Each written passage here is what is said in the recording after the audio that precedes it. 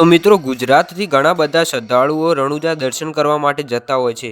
એવામાં એક દુઃખદ ઘટના બની ગઈ છે।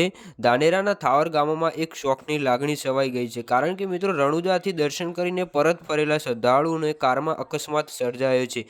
એમાં મિત્રો 3 લોકોના મૃત્યુ પામે છે અને 3 લોકો ઘાયલ થયા છે। મિત્રો આ દુર્ઘટનામાં મૃત્યુ પામેલા લોકો અજમલભાઈ ચૌધરી, હિતેશભાઈ ચૌધરી અને યોગેશભાઈ ચૌધરી આ 3 યુવાનો મૃત્યુ પામેલા છે અને જે 3 યુવાનો ઘાયલ થયેલા છે એમને નજીકની હોસ્પિટલમાં સારવાર માટે ખસેડવામાં આવેલા હતા। તો મિત્રો તમે પણ રણુજા જતા હોય તો ઘણી બધું ધ્યાન રાખવી જોઈએ, કારણ કે મિત્રો ગુજરાતથી ઘણા બધા યાત્રાળુઓ દર્શન કરવા માટે રણુજા માટે જતા હોય છે।